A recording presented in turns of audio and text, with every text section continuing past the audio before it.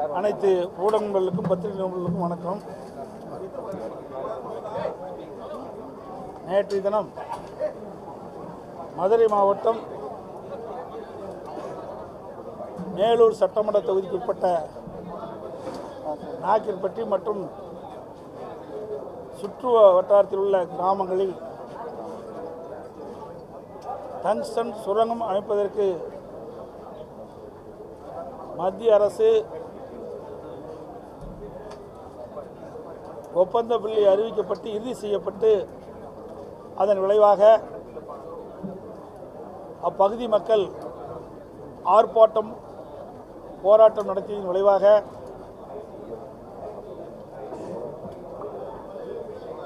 மாண்புமிகு முதலமைச்சர் அவர்கள்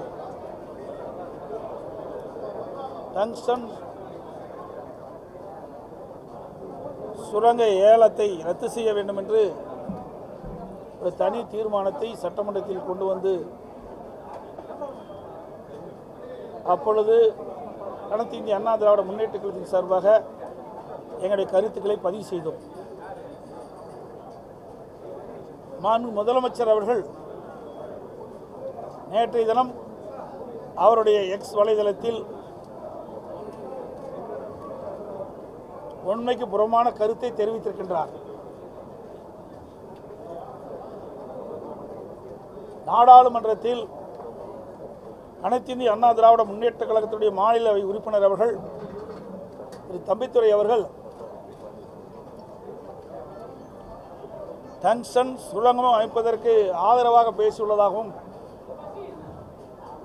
முதலமைச்சர் எடப்பாடி பழனிசாமி அவர்கள் உண்மைக்கு புறமாக பேசுகிறார் என்ற ஒரு செய்தியை வலைதளங்களில் வெளியிட்டிருக்கிறார். திரு தம்பித்துரை அவர்கள் நேற்றைய தினமே மாநிலவில் தான் என்ன பேசியது என்ற விவரத்தை தெரிவித்திருக்கின்றார். அதை இப்பொழுது ஊடக நபர்களுக்கு அவர் பேசிய அந்த மாநிலவையில் அவர் பேசிய குறிப்பை நான் உங்களுக்கு நாங்கள் தர்றேன். பத்திரிக்கை ஊடகத்துக்கு தரோம், எங்கப்பா கொடுத்துருங்க, நீங்களே வாங்கி பார்த்து உண்மையை தெரிஞ்சுக்கங்க. அதில் அவர் பேசுகின்ற பொழுது மத்திய சுரங்கத்துறை அமைச்சர் அவர்கள் கனிம வள சட்ட திருத்த மசோதாவை கொண்டு வருகின்ற பொழுது அந்த பில்லில் திரு தம்பித்துரை அவர்கள் பேசுகின்றது பேசிய கருத்து ஏலமுறை நல்லது என்பதற்காக மாண்புமிகு மத்திய அமைச்சர் கொண்டு வந்த இந்த சட்ட முன்வடிவை மசோதாவை வரவேற்கிறேன். இதில் பல நல்ல அம்சங்கள் உள்ளன. ஏல முறையில் எந்த விதமான முறைகேடுகள் நடைபெறுவதற்கும் வாய்ப்புகள் இல்லை என்பதால் நாங்கள் ஏல முறையின் குத்தகை உரிமை வழங்குவதற்கான சிறந்த முறை, ஆதலால் அதை நாங்கள் வரவேற்கிறோம் சொல்றார். வேற எதுவுமே சொல்லல. அதுக்கு பிறகு நிறைய பேசுறார். இதற்கு முன் வழங்கப்பட்ட நிலக்கரி சுரங்கங்களில் முறைகேடு நடைபெற்றுள்ளன. இதெல்லாம் திரு தம்பித்துரை அவர்கள் அவையில் பேசினது. பல வழக்குகள் நிலுவையில் இருக்கின்றன, குறுக்கீடு. பல வழக்குகள் இன்னும் நிலுவையில் உள்ளன, குறுக்கீடு. நான் மத்திய அரசுக்கு கோரிக்கை விடுக்கின்றேன். இதற்கு முன்னுரிமை பெற்றவர்கள் பல்வேறு முறைகேடுகளை செய்துள்ளனர். அவ்வாறு முறைகேடுகள் செய்தார் மீது மத்திய அரசு தேவையான நடவடிக்கை எடுக்க வேண்டும் என்று நம்புகிறேன், குறுக்கீடு. நான் இங்கு மற்றொரு முக்கியமான விஷயத்தை குறிப்பிட விரும்புகின்றேன். தமிழ்நாட்டில் நெய்வேலி லிக்னைட் கார்ப்பரேஷன் உள்ளது, குறுக்கீடு. நேற்று அங்கே என்ன நடக்கிறது என்று நான் கேள்வி எழுப்பினேன். அப்போது அமைச்சர் கூறினார், அதை மதிப்புக்குரிய அமைச்சருக்கு அனுப்பலாம் என்று, குறுக்கீடு. நான் அந்த அமைச்சரிடம் சுரங்கத்தினால் விவசாயிகள் பெரும் பாதிப்புக்கு உள்ளாகியுள்ளார் என்று கூறினேன், குறுக்கீடு. அவர்கள் நிலங்களை காக்க மத்திய அரசு மற்றும் மாநில அரசு விவசாயிகள் கோரிக்கை விடுத்துள்ளார்கள். ஏனெனில் அவர்கள் லிக்னைட் கார்ப்பரேஷன் கூடுதல் நிலங்களை கையகப்படுத்த முயற்சிக்கின்றார்கள். விவசாயிகள் அதற்கு மறுப்பு தெரிவித்து போராட்டம் நடத்துகின்றனர். அவர்கள் நெய்வேலி லிக்னைட் கார்ப்பரேஷனுக்கு எதிராக போராட்டம் நடத்துகிறார்கள் மற்றும் பல பிரச்சனைகள் உள்ளன. நான் மத்திய அமைச்சரை இந்த விவகாரத்தில் உதவ முன்வர வேண்டும் என்று கோரிக்கை வைக்கின்றேன். நான் மேலும் ஒரு சில விவரங்களை இங்கு குறிப்பிட விரும்புகிறேன். தமிழ்நாட்டில் பல கனிம சுரங்கங்கள் உரிய அனுமதி என்று சுரண்டப்படுகின்றன. அந்த கனிமங்கள் கேரளா மற்றும் கர்நாடகா போன்ற அண்டை மாநிலங்களுக்கு கொண்டு செல்லப்படுகிறது. எடுத்துக்காட்டாக உரிய அனுமதியின்றி கனிம வளங்களை கேரளா மற்றும் கர்நாடகா போன்ற மாநிலங்களுக்கு கொண்டு செல்கின்றன. மணல் மாபியாக்கள் அங்கு அங்கு இத்தகைய செயல் ஈடுபடுகிறார்கள் என்று மக்கள் கூறுகிறார்கள். எனவே நான் மத்திய அரசுக்கு கோரிக்கை விடுக்கின்றேன். இந்த குற்றச் செயலில் ஈடுபவர்களுக்கு எதிராக நடவடிக்கை எடுக்க வேண்டும் என்று கோருகிறேன். இதுபோன்ற சட்டவிரோத கனிம சுரண்டல்கள் நடைபெறுவதால் மத்திய அரசு அவர்களுக்கு எதிராக உடனடி நடவடிக்கை எடுக்க கோருகிறேன். நான் மீண்டும் அமைச்சருக்கு கோரிக்கை விடுக்கின்றேன். விவசாய நலன் கருதி நெய்வேலி லிக்னைட் கார்ப்பரேஷனில் நடக்கும் போராட்டங்கள் முடிவுக்கு கொண்டு வருவதற்கான நடவடிக்கைகளை மத்திய அமைச்சர் உடனடியாக எடுக்க வேண்டும் என்று கேட்டுக்கொள்கிறேன். இதன் அடிப்படையில் நான் இந்த மசோதாவை ஆதரிக்கிறேன். இதில் என்னங்க தப்பு? எங்கேயாவது இன்றைக்கு மதுரை மாவட்டம் மேலூரில் நாயக்கர்பட்டியில் இந்த டங்ஸ்டன் சுரங்கம் அமைப்பதற்கு எங்கேயாவது குறிப்பிட்டிருக்கிறேன்? எதுவுமே இல்லை. வேற வழி இல்லை. திராவிட முன்னேற்ற கழக அரசு இதில் அலட்சியமாக இருந்த காரணத்தினால் இன்னைக்கு டங்ஸ்டன் சுரங்கம் அமைப்பதற்கு மத்திய அரசு நடவடிக்கை எடுத்திருக்கு. அதை மறைப்பதற்கு எங்க மேல் குற்றம் சொல்லி தப்பிக்க பார்க்குறாங்க. இது இந்திய அளவில் இந்த மசோதா கொண்டு வந்திருக்கிறாங்க, தமிழ்நாட்டுக்கு மட்டும் இல்லை. அப்போ கொண்டு வருகின்ற பொழுது ஒரு பொதுவான கருத்தை எங்களுடைய நாடாளுமன்ற சொல்லியிருக்காரு. இதற்கு முன்பு பார்த்தீங்கன்னா யூபிஏ ஐக்கிய முற்போக்கு கூட்டணி ஆட்சி அமைந்தது. யூபிஏ ஐக்கிய முற்போக்கு கூட்டணி ஆட்சி அமைந்திருக்குது. அப்பொழுது அவர்களுக்கு யார் வேண்டிப்பட்டவர்களோ அவர்களுக்கு இந்த கனிம சுரங்கத்தை கொடுத்தாங்க. அப்போ அரசாங்கத்துக்கு வருகின்ற வருவாயெல்லாம் போயிட்டுது, பெரிய ஊழல் நடந்தது. அதற்கு பிறகாக என்டிஏ அரசாங்கம் வந்த பிறகு அதை மாற்றி ஏல முறையில் கொண்டாந்தாங்க.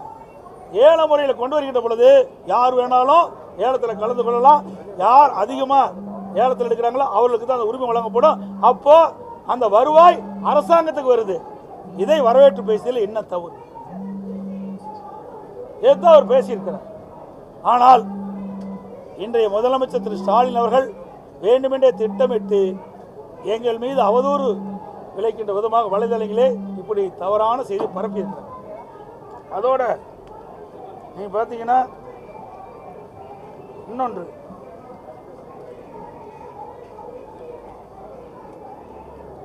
இன்றைக்கு நீர்வளத்துறை அமைச்சர் மத்திய அரசு கடிதம் எழுதியிருக்கிறார். அந்த கடிதத்தில் எங்களுக்கு கிடைக்கப்பட்ட தகவலின்படி அவர் எழுதிய கடிதம் மத்திய அரசுக்கு, மத்திய சுரங்கத்துறை அமைச்சருக்கு எழுதிய கடிதம் நீர்வளத்துறை அமைச்சர். இக்கடிதத்தில் அரிய வகை கனிமங்கள் ஏலமிடும் உரிமையை மாநில அரசுக்கே வழங்க வேண்டும் என்றுதான் கோரியுள்ளாரே தவிர அரிய வகை கனிமங்கள் ஏலமிடுவதை தடை செய்ய வேண்டும் என்றோ கனிம சுரங்கங்கள் விதிகள் திருத்தச் சட்டம் 2023 திரும்ப பெற வேண்டும் என்றோ குறிப்பிடவில்லை. மேலும் தமிழகத்தில் மதுரை மாவட்டத்தில் டங்ஸ்டன் சுரங்கம் அமையக்கூடாது என்று வலியுறுத்தல, எதையுமே சொல்லல. ஏற்கனவே மத்திய சுரங்கத்துறை அமைச்சகம் நாடாளுமன்றத்தில் ஒரு சட்ட மசோதா கொண்டாடுறாங்க. அப்போ அரிய வகை கனிமங்களை மத்திய அரசே குத்தகை விட வேண்டும் தான், மத்திய அரசாங்கமே அந்த உரிமத்தை வழங்க வேண்டும் என்று தான் இந்த சட்டம் நிறைவேற்றப்பட்டது. அதை மாநில அரசு கேட்குது. அதுக்கு தான் கடிதத்தில் குறிப்பிட்டிருக்க. ஆனால் இதையெல்லாம் திரித்து மக்களிடத்தில் குழப்பத்தை ஏற்படுத்தி இவர்கள் செய்த தவறை மறைப்பதற்காக எங்கள் மீது அம்மாண்டமான குற்றச்சாட்டை முதலமைச்சர் வலைதளமாக வெளியிட்டது கண்டிக்கத்தக்கது. அதோட நிறைய இருக்குதுப்பா. இன்னைக்கு பார்த்தீங்கன்னா தேர்தல் அறிக்கையில்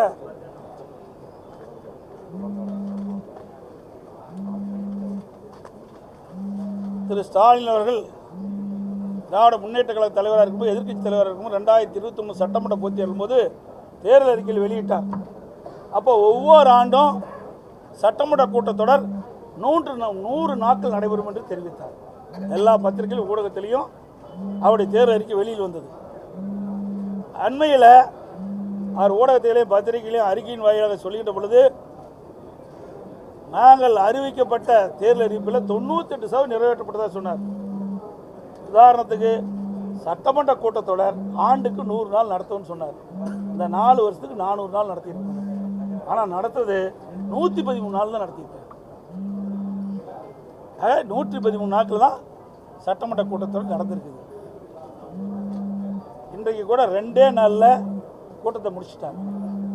எப்பவுமே 4 நாட்கள் 5 நாட்கள் இந்த மழைக்கால கூட்டத்தொடர் நடக்கும். ஆனால் 2 நாட்களில் முடிச்சுட்டாங்க. இன்றைக்கு தமிழ்நாட்டில் ஏராளமான பிரச்சனை இருக்குது. இதையெல்லாம் அனைத்து கட்சி தலைவர்களும் மற்ற சட்டமன்ற உறுப்பினர்கள் தங்கள் தொகுதியில் இருக்கின்ற பிரச்சனையை அரசுடைய கவனத்துக்கு கொண்டு வருவது நடைமுறை. ஆனால் இந்த அரசு இந்த சட்டமன்ற கூட்டத்தொடரை 2 நாளில் முடிச்சுட்டாங்க. மக்களுடைய பிரச்சனை கூட பேச முடியல. பிரதான எதிர்கட்சிக்கு ஒரு 10 நிமிடம் கொடுக்குறாங்க. பல துறைகள் இருக்குது, பல துறையில் ஏராளமான பிரச்சனைகள் இருக்கின்றது. இப்படி ஏராளமான பிரச்சனைகளை 10 நிமிடத்தில் அரசுடைய கவனத்துக்கு எப்படி கொண்டு வர முடியும்? இந்த அரசு அமைந்த பிறகு இன்றைக்கு நாடாளுமன்ற சட்டமன்ற கூட்டத்தொடர் முழுமையாக நடைபெறுவதே கிடையாது. மக்களுடைய பிரச்சனையும் பிரதான எதிர்க்கட்சி பேசுவதற்கு வாய்ப்பு முழுமையாக கொடுப்பதில்லை. அடுத்தது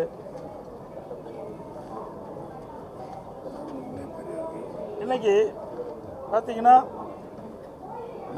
கடந்த 43 மாத திராவிட முன்னேற்ற கழக ஆட்சியில் தினந்தோறும் கொலை, கொள்ளை, பாலியல் கூட தொடர்ந்து நடந்துக்கிட்டே இருக்குது. நடக்காத நாளே இல்லை. குறிப்பாக சிலவற்றை மட்டும் நேரத்தில் குறிப்பிட விரும்புகிறேன். திருப்பூர் மாவட்டம் நீங்கள் 10 நாட்களில் பார்த்தீங்கன்னா தொடர் கொலை நடக்குது. முதலாவதாக பொங்கலூர் அருகே உள்ள சேமலை கவுண்டம்பாளையம் பகுதியைச் சேர்ந்தவர் தெய்வ சிகாமணி, இவரது மனைவி அலமாத்தால், இவரது மகன் செந்தில்குமார், 3 பேரும் ஒரே குடும்பத்தைச் சேர்ந்தவர்கள். இவர்கள் 3 பேரையும் இன்றைக்கு கொலை செஞ்சுருக்கிறாங்க. இதுவரை கண்டுபிடிக்க முடியல.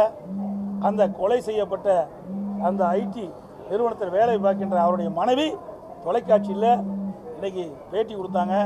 இன்றைக்கி அமைச்சர் அவருக்கு திமுக அமைச்சர் அவர் ஒரு அமைச்சர் போய் அவர் தொக்கு விசாரிக்க போகும்போது அந்த அமைச்சர்கிட்ட இந்த ஆட்சியினுடைய அவலங்களை எடுத்து சொல்கிறாங்க. இந்த ஆட்சியில் சட்ட ஒழுங்கு முழுமையாக கெட்டு போச்சு, மக்களுக்கு பாதுகாப்பு இல்லை அப்படின்னு ஊடகத்தின் வாயிலாக பத்திரிகைகள் பேட்டியை கொடுத்துட்டாங்க. அந்த அளவுக்கு சட்ட ஒழுங்கு மோசமான சூழ்நிலை இருக்குது. அதே போல் சென்னை செந்தாரிப்பேட்டையில் மணலம் குன்றிய கல்லூரி மாணவியை 10க்கும் மேற்பட்டோர் பாலியல் வன்கொடுமை செஞ்சுருக்கிறாங்க. முறையான நடவடிக்கை எடுக்கல. இப்படி வழக்கு கொடுக்க போனால் அலக்களிக்கிறாங்க. அதே போல் சென்னை அமந்தங்கரை சதாசிவம் மேத்தா சாலையில் உள்ள அடுக்குமாடி குரூப்பை சேர்ந்தவர் முகமது நவாஸ் 40 இவர் வாகனங்கள் வாங்கி இருக்கும் தொழிலை செய்தார். இவரது மணி நாசியா கடந்த டிசம்பர் முதல் தஞ்சாவூரை சேர்ந்த 15 சிறுமி நாவாஸ் வீட்டிலே தங்கி வீட்டு வேலை செய்ய அந்த மாணவியும் அந்த குழந்தையும் கொலை செய்யப்பட்டிருக்கின்றாங்க.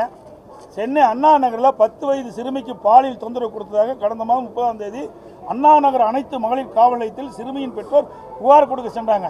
அனைத்து மகளிர் காவல் நிலைய போலீசார் வழக்கு பதிவு செய்து விசாரிப்பதில் அலட்சியம் காட்டுவதாக குற்றச்சாட்டு எழுந்து இது குறித்து சிறுமியின் பெற்றோர் கேட்டபோது அவளை போலீசார் எச்சரிக்கை கொடுத்து அனுப்பிச்சிட்டாங்க. இந்நிலையில் இந்த வழக்கு கோயம்பேடு அனைத்து மகளிர் இன்ஸ்பெக்டர் உமா மகேஸ்வரி மாற்றப்பட்டது. இதனைத் தொடர்ந்து 7 வயது சிறுவனை அன்றே கைசினர். இந்த வழக்கு தொடர்பாக மேலும் 35 தண்ணீர் கேன் மட்டும் ஒரு சம்பந்தப்பட்ட செய்தியில் தெரிவிக்கின்றன. இவ்வழக்கை சென்னை உயர்நீதிமன்றம் தானாக விசாரணைக்கு எடுத்துக்கொள்ளப்பட்டது. சிபிஐ விசாரணைக்கு உத்தரவிட்டது. சம்பந்தப்பட்ட குற்றவாளிக்கு தண்டனை வாங்கியதற்கு பதிலாக இந்த அரசு உச்சநீதிமன்றத்தில் மேல்முறையீடு செஞ்சது. இது எந்த விதத்தில் நாங்கள் பாலியல் வன்கொடுமை செய்தவருக்கு ஆதரவாக செயல்படுற அரசு இந்த அரசு.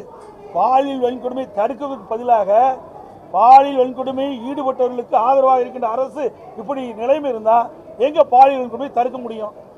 இதுதான் இந்த அரசனுடைய சட்ட ஒழுங்கு சீர்குலைக்கு காரணம். அதோட நீங்கள் பார்த்தீங்கன்னா தமிழ்நாட்டில் போதைப்பொருள் நடமாட்டம் அதிகரிச்சிருக்கு. நான் 2.5 ஆண்டு காலமாக தொடர்ந்து சொல்லிட்டு இருக்கிறேன். நம்முடைய ஊடகத்தின் வாயிலாக சொல்கிறேன், பத்திரிகையின் வாயிலாக சொல்கிறேன், அறிக்கையின் வாயிலாக சொல்கிறேன், சட்டமன்றத்திலையும் சொல்லிட்டு இருக்கிறேன்.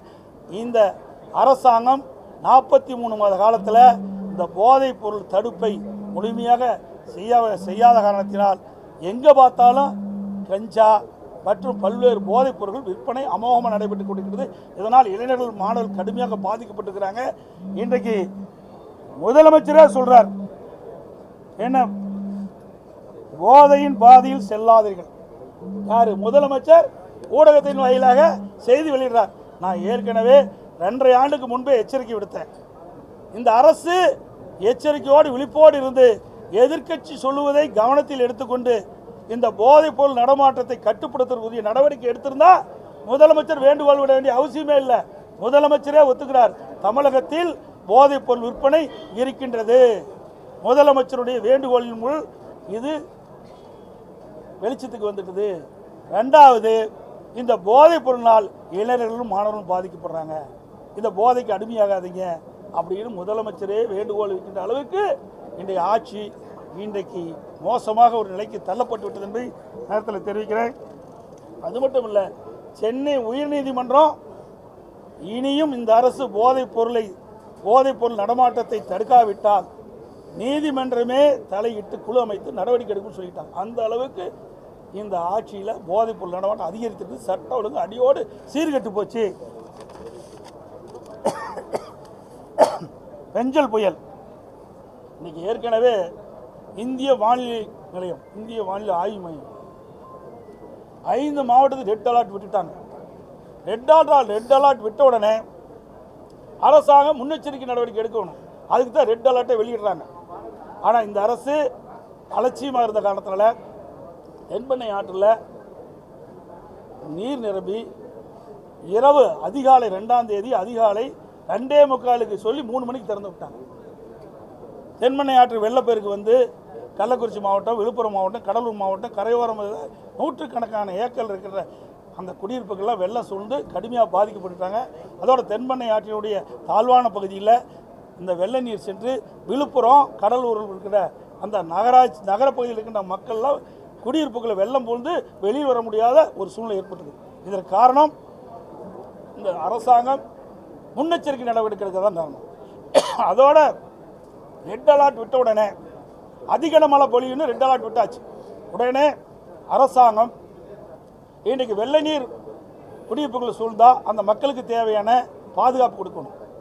அந்த மக்கள் தங்குவதற்கு நிவாரண முகாம் அங்கே அமைக்கப்படணும். அது விழுப்புரத்தில் அமைக்கலை, கடலூரில் அமைக்கலை. அதை பாதிக்கப்பட்ட மக்களுக்கு உணவு தயாரித்து கொடுக்கணும். மேடான பகுதியில் அதெல்லாம் ஏற்பாடு பண்ணணும். அதுவும் கொடுக்கல. அப்படி கொடுக்காத காரணத்தினால தான் விழுப்புரம் மாவட்டத்தில் விரும்பத்தகாத சம்பவங்கள் நிறைய நடந்தது. அமைச்சர்லாம் போய் பார்க்கின்ற பொழுது உணவு கிடைக்கல, தண்ணி கிடைக்கலன்னு சாலை மறியல் பண்ணாங்க. எல்லா ஊடகத்திலையும் வந்தது.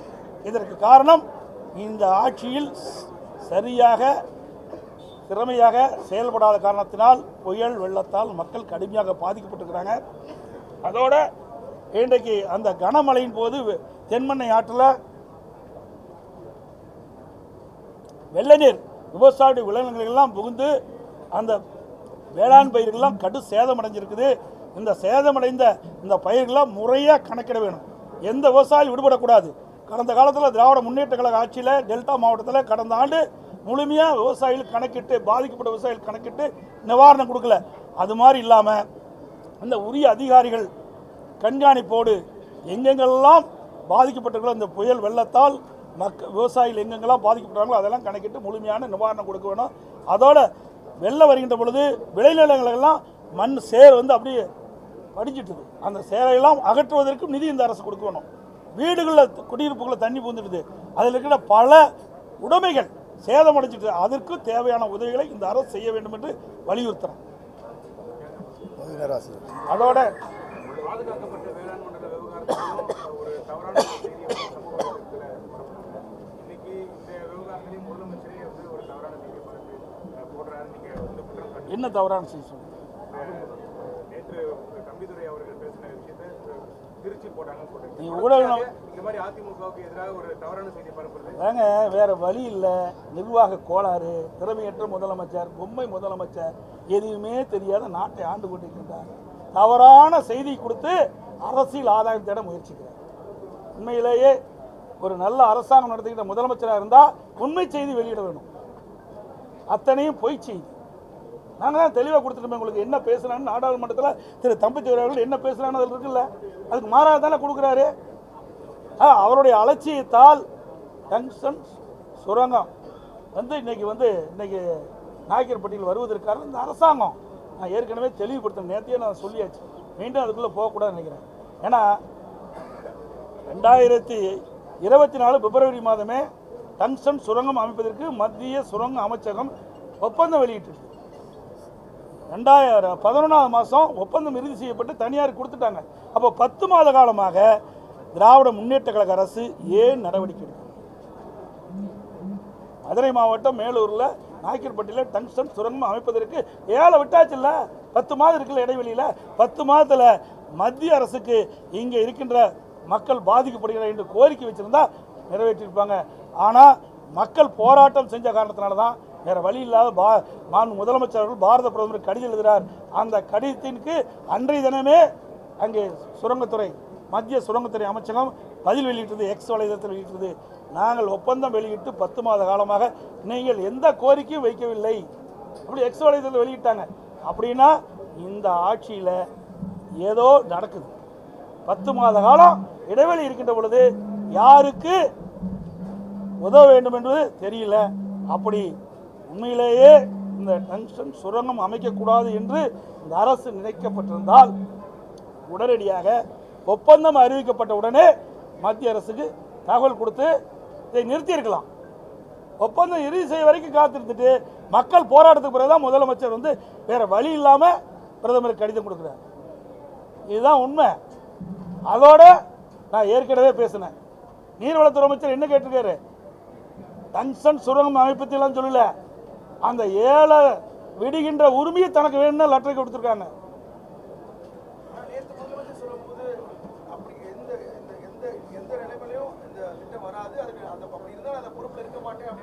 வேற வழி இல்லையே, அப்படித்தானே சொல்லி ஆகணும். வேற என்ன பதில் சொல்ல போறாரு? செஞ்சது பூரா தவறு, மக்கள் விழிச்சுக்கிட்டாங்க, வீதிக்கு போராட்டம்ட்டாங்க, மக்கள் கொதிச்சுட்டாங்க. அதை சரி செய்ய வேணும்னா இப்படி தான் பேசி ஆகணும். வேற வழி என்ன? நல்லது ஆதாரப்பூர்வமாக நான் பேசுகிறேன். எல்லாமே அவர்கள் செய்த தவறு.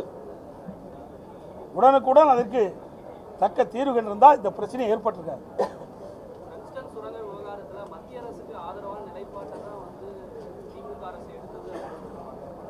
அதாவது இந்த மசோதா வரும்போது பாதிக்குன்னு சொன்னாங்களா, பேச வேணுமில்ல, அவைதான பிரதான எதிர்க்கட்சி. அங்கே யார் இருக்கிறா? எங்கள் அதிமுக நாடாளுமன்றத்தில் ஒருத்தர் கூட இல்லை, மக்களே எவ்வளோ தான் இருக்கிறாங்க. அதுவுமே அந்த பில்லில் ஒரு பார்ட்டு தான் பேசுகிறார்.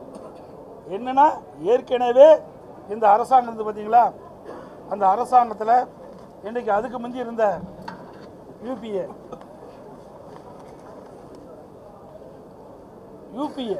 அதாவது ஐக்கிய முற்போக்கு கூட்டணி திமுக அங்கம் வைக்கின்ற அரசாங்கம் இருந்தது.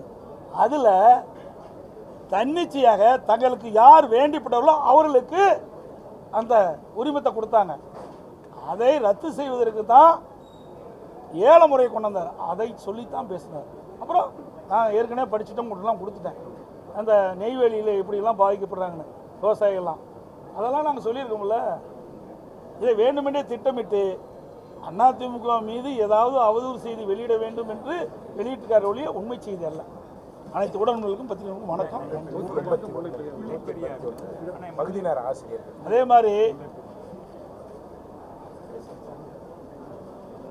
இன்றைக்கு 2021 சட்டமன்ற பொதுத் தேர்தலின் போது திராவிட முன்னேற்ற கழக தேர்தல் அறிக்கையில் 181வது அறிவிப்பில் சொல்லியிருக்கிறாங்க, திராவிட முன்னேற்ற கழகம் ஆட்சிக்கு வந்தால் பகுதி ஆசிரியர்கள் அனைவரும் நிரந்தரமாக்கப்படும்.